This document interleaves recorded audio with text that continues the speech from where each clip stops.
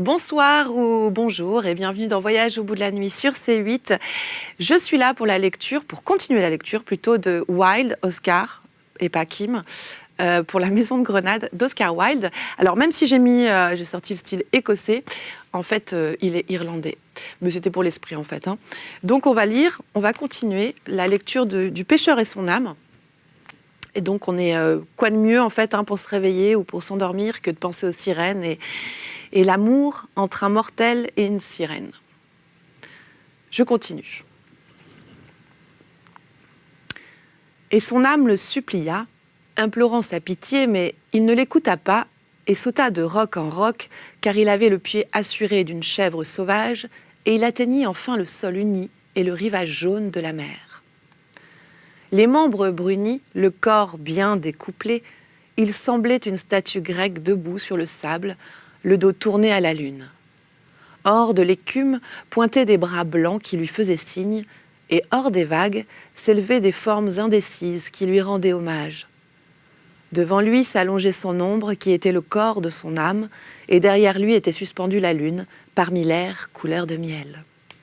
Et son âme lui dit : « Si réellement il faut que tu me chasses d'auprès de toi, ne m'envoie pas au loin sans cœur. Le monde est cruel. Donne-moi ton cœur pour que je l'emporte. » Il rejeta la tête en arrière et sourit. « Avec quoi aimerais-je mon amour si je donnais mon cœur ? » ?»« Ah, sois clément, dit son âme. Donne-moi ton cœur car le monde est cruel et j'ai peur. » « Mon cœur t'appartient à mon amour. Mon cœur appartient à mon amour, répondit-il aussi. Ne t'attarde pas, mais va-t'en. Ne dois-je point aimer aussi, moi ? Demanda son âme. Va-t'en, car je n'ai nul besoin de toi, s'écria le jeune pêcheur. Et il prit le petit couteau au manche en peau de vipère verte et coupa son ombre, qu'il découpa d'autour de ses pieds, si bien qu'elle se leva, se dressa devant lui et le regarda. Elle était toute semblable à lui.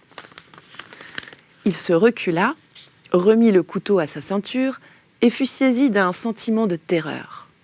« Va-t'en, murmura-t-il, et que je ne vois plus ton visage. »« Ah, mais il faudra que nous nous retrouvions, dit l'âme. » Sa voix était basse et semblable à un son de flûte.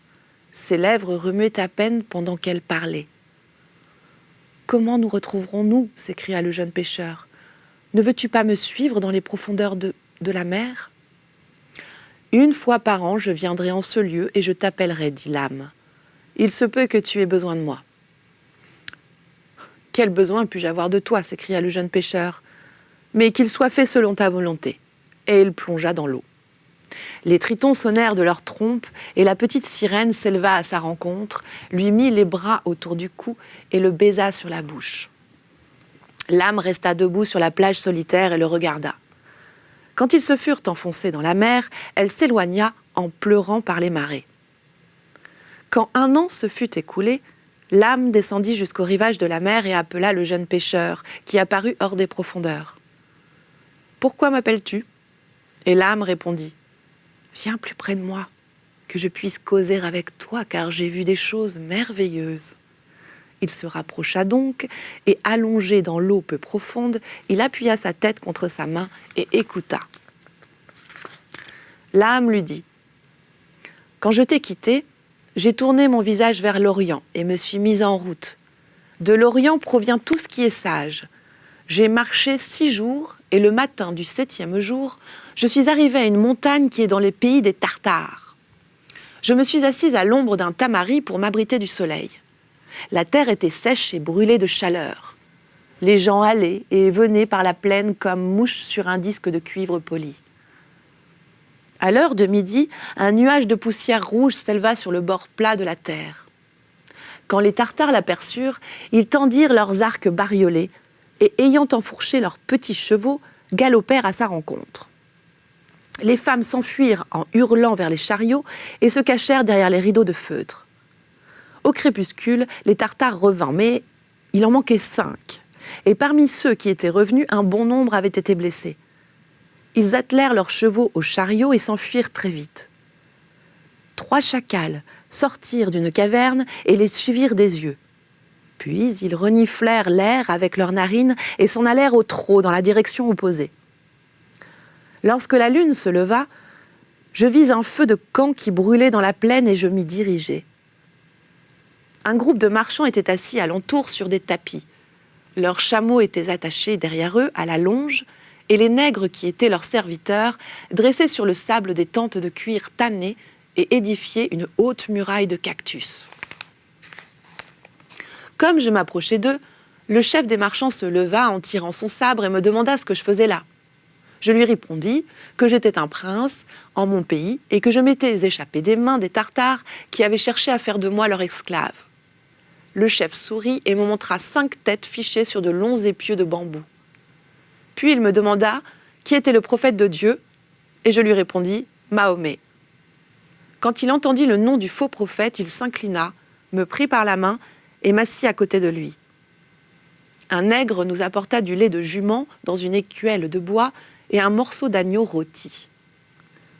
À l'aube, nous nous mîmes en route. Je montai un chameau roux à côté du chef et un coureur nous précédait portant une lance. Les guerriers étaient de part et d'autre et les mulets venaient derrière avec les marchandises. Il y avait 40 chameaux dans la caravane et les mulets étaient au nombre de 2 fois 40. Nous allâmes du pays des Tartares au pays de ceux qui maudissent la lune. Nous vîmes les griffons qui gardent leur or sur les rochers blancs et les dragons couverts d'écailles qui dorment dans leurs antres. En franchissant les montagnes, nous retînmes notre souffle de peur que les neiges ne s'abattent sur nous et chacun de nous se mit devant les yeux un voile de gaz. Quand nous traversâmes les vallées, les pygmées nous décochèrent des flèches tapis au creux des arbres et la nuit, nous entendîmes les sauvages battant leurs tambours. Quand nous arrivâmes à la tour des singes, nous leur présentâmes des fruits et ils ne nous firent point de mal.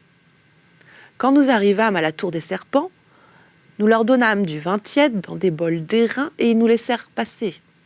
3 fois au cours de notre voyage, nous parvînmes au bord de l'Oxus. Nous le traversâmes sur des radeaux de bois avec de grosses outres de cuir gonflées. Les coursiers du fleuve firent rage contre nous et essayèrent de nous tuer. En les voyant, les chameaux furent tout tremblants. Les rois de chaque ville prélevèrent sur nous des péages, mais ne nous permirent pas de pénétrer à l'intérieur des portes. Ils nous lancèrent du pain par-dessus les murailles, de petites galettes de maïs cuites dans le miel et des gâteaux de farine fine fourrés de dattes. Pour chaque centaine de paniers, nous leur donnâmes une perle d'ambre. Quand les habitants des villages nous voyaient arriver, ils empoisonnaient les puits et s'enfuyaient au sommet des montagnes.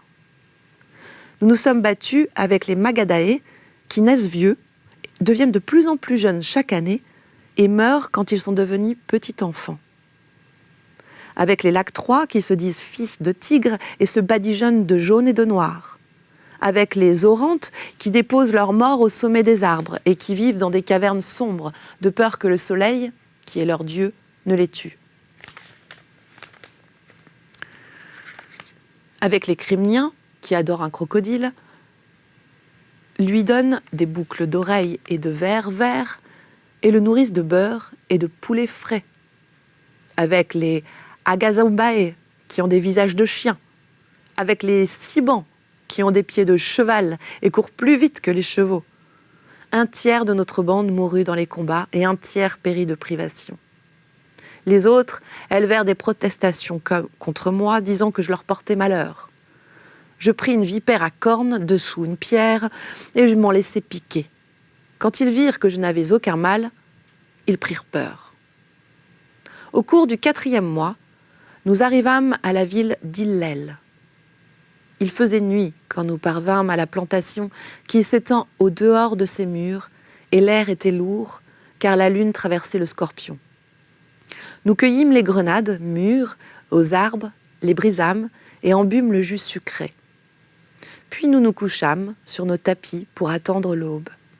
Et à l'aube, nous nous levâmes et frappâmes à la porte de la ville. Elle était œuvrée en bronze rouge et sculptée de dragons marins et de dragons ailés. Les gardes nous regardèrent du haut des remparts et nous demandèrent ce que nous voulions. L'interprète de la caravane répondit que nous venions de l'île de Syrie avec beaucoup de marchandises. Ils prirent des otages et nous dirent qu'ils nous ouvriraient les portes à midi, nous priant d'attendre jusqu'à 7 heures. À l'heure de midi, ils ouvrirent la porte, et lorsque nous entrâmes, les gens sortirent en foule des maisons pour nous voir, et un crieur parcourut la ville, sonnant de la conque. Nous nous tînmes sur la place du marché, et les nègres défirent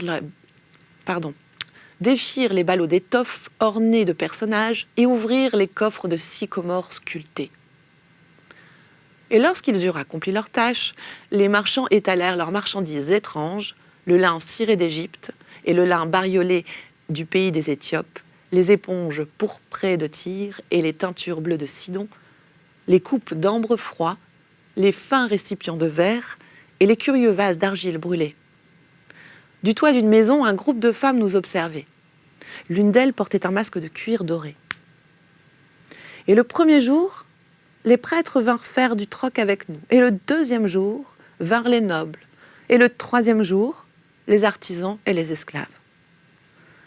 Telle est leur coutume avec tous les marchands tant qu'ils séjournent en ville. Nous y demeurâmes la durée d'une lune, et quand la lune fut à son déclin, je fus pris de lassitude et m'en allai à l'aventure par les rues de la ville et arrivé au jardin du Dieu.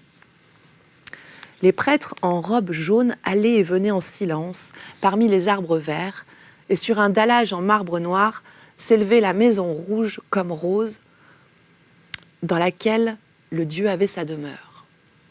Ses portes étaient de laque saupoudrée et décorées de taureaux et de pans en relief, en or ouvragé et poli. Le toit en tuiles était de porcelaine verte comme la mer, et les rebords étaient festonnés de clochettes. Quand les colombes blanches passaient, dans leur vol, elles frappaient les clochettes de leurs ailes et les faisaient tinter. Devant le temple se trouvait un bassin d'eau limpide, pavé d'onyx veiné. Je m'étendis à son bord, et de mes doigts pâles, je touchai les larges feuilles. L'un des prêtres vint me voir et se tint derrière moi. Il avait des sandales aux pieds, l'une de peau de serpent souple et l'autre de plumes d'oiseau. Sur sa tête était une mitre en feutre noir décorée de croissants d'argent. Sa robe était tissée de 7 teintes de jaune et ses cheveux crépus étaient teints à l'antimoine. Au bout de quelques instants, il me parla et me demanda ce que je désirais. Je lui dis que j'ai désiré voir le Dieu. « Le Dieu est à la chasse, dit le prêtre, me dévisageant d'un air étrange avec ses petits yeux obliques. « Dis-moi dans quelle forêt que j'y cours avec lui, répondis-je. Il passa ses longs ongles pointus dans les franges souples de sa tunique et il dit « Le Dieu est endormi. »« Dis-moi sur quelle couche, et je veillerai à son côté, répondis-je. »« Le Dieu est au festin, s'écria-t-il. Si le vin est doux, je le boirai avec lui, et s'il est amer, je le boirai aussi avec lui. Il baissa la tête plein d'étonnement, et me prenant par la main, il me fit lever et me mena dans le temple. Dans la première chambre, je vis une idole assise sur un trône de jaspe bordé de grosses perles d'Orient. Elle était taillée dans l'ébène, et sa taille était celle d'un homme. Elle avait sur le front un rubis, et une huile épaisse tombait goutte à goutte de ses cheveux sur ses cuisses. Ses pieds étaient rouges du sang d'un chevreau récemment tué, et ses reins étaient entourés d'une ceinture de cuivre gemée de 7 béryls. Et je dis au prêtre, « Est-ce là le Dieu ?» Et il me répondit, « C'est là le Dieu. »« Montre-moi le Dieu, m'écriai-je, sinon je te tue. » Et je lui touchai la main qui se flétrit. Le prêtre me supplia, « Que mon Seigneur guérisse son serviteur, et je lui montrerai le Dieu. » Alors je soufflai mon haleine sur sa main, qui repoussa comme devant, et il se mit à trembler et me mena dans la seconde chambre, où je vis une idole debout sur un lotus de jade garni de grosses émeraudes. Elle était taillée dans l'ivoire, et sa taille était 2 fois celle d'un homme. Elle avait sur le front une chrysolite, et ses tétons étaient barbouillés de myrrhe et de cinnamome. Dans une de ses mains, elle tenait un spectre à crosse de jade et dans l'autre un cristal rond. Elle portait des cothurnes de bronze et son cou épais était entouré d'un cercle de sélénite. Et je dis au prêtre, « Est-ce là le Dieu ?» Et il me répondit, « C'est là, le Dieu. »« Montre-moi le Dieu, m'écria-je, sinon je te tue. » Je lui touchai les yeux et ils furent frappés de cécité.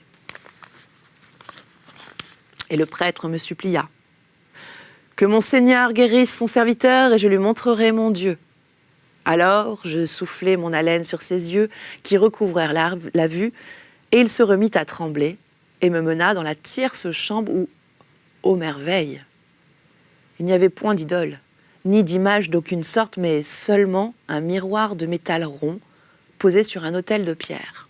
Et je dis au prêtre, « Où est le Dieu ?»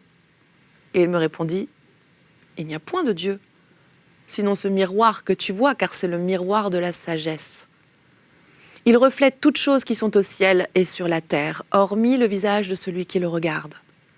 Il ne reflète point afin que celui qui y regarde puisse être sage.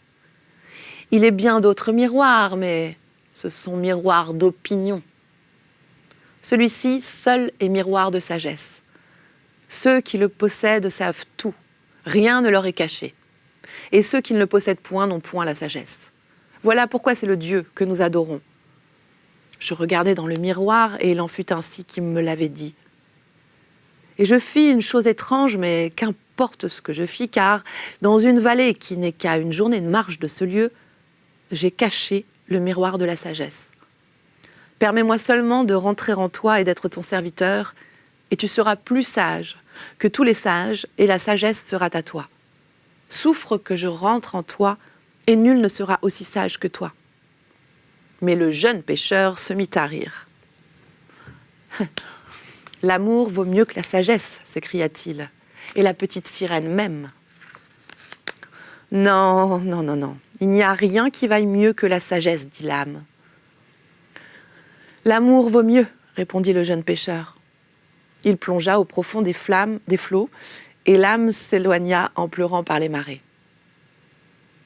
Quand la 2e année se fut écoulée, l'âme descendit jusqu'au rivage de la mer et appela le jeune pêcheur, qui apparut hors des profondeurs. « Pourquoi m'appelles-tu » Et l'âme répondit, « Viens plus près de moi, que je puisse causer avec toi, car j'ai vu des choses merveilleuses. » Il se rapprocha donc, et allongé dans l'eau peu profonde, il appuya sa tête contre sa main et écouta. Et l'âme lui dit, « Quand je t'ai quitté, j'ai tourné mon visage vers le midi, et je me suis mise en route. Du midi provient tout ce qui est précieux. J'ai cheminé 6 jours le long des grandes routes qui mènent à la cité d'Achter, le long des grandes routes poudreuses et teintes en rouge que suivent d'ordinaire les pèlerins. Et le matin du 7e jour, je levai les yeux. Voilà qu'apparut à mes pieds la cité, car elle est dans une vallée. Il est 9 portes à cette cité, et devant chacune des portes se dresse un cheval de bronze qui hennit quand les Bédouins descendent des montagnes. Les murs sont doublés de cuivre et les tours de guet ont une teinture d'airain. Dans chaque tour se tient un archer, un arc à la main. Au lever du soleil, il frappe d'une flèche sur un gong, et au coucher du soleil, il souffle dans une trompe de corne. Quand je cherchais à y pénétrer, les gardes m'arrêtèrent et me demandèrent qui j'étais. Je répondis que j'étais un derviche en route pour la cité de la Mecque, où il existe un voile vert sur lequel le Coran a été brodé en lettres d'argent par la main des anges. Ils furent remplis d'étonnement et me supplièrent d'entrer. À l'intérieur, tout est semblable à un bazar. Assurément, tu aurais dû y être avec moi. En travers des rues étroites, les lanternes de papier riantes flottent comme de gros papillons. Quand le vent souffle sur les toitures, elles se soulèvent et retombent comme le fond des bulles bariolées. Devant leur étal sont assis les marchands sur des tapis de soie, et ils ont une barbe noire et toute droite. Leurs turbans sont couverts de sequins d'or, et ils font glisser entre leurs doigts frais de longs chapelets d'ambre et de noyaux de pêche ciselés. Les uns vendent du galbanum et du nard, et des parfums curieux des îles de la mer des Indes, et l'huile épaisse des roses rouges, la myrrhe, et de petites fleurs de girofle en forme de clous. Quand on s'arrête pour leur parler, ils jettent des pincées d'encens sur un brasier de charbon, de bois et parfument l'air. Je vis un Syrien qui tenait dans ses mains une canne mince comme un roseau. Il en sortait des filets de fumée grise et son odeur en brûlant était pareille à l'odeur de l'amande rose au printemps. D'autres vendent des bracelets d'argent gemés sur toute la surface de turquoise bleue et crémeuse et des anneaux de cheville en fil de bronze, frangés de petites perles, des griffes de tigre serties d'or et des griffes de ce chat doré, le léopard également serti d'or, et des boucles d'oreilles en émeraude percées et des bagues creusées dans le jade. Des maisons de thé arrivent le son de la guitare et les fumeurs d'opium au visage blanc et souriant contemplent les passants. Ne bougez surtout pas, on fait une toute petite pause, je vous retrouve tout de suite pour la suite du Pêcheur et son âme d'Oscar Wilde. À tout de suite, bougez surtout pas et réagissez sur les réseaux sociaux. Ciao, ciao!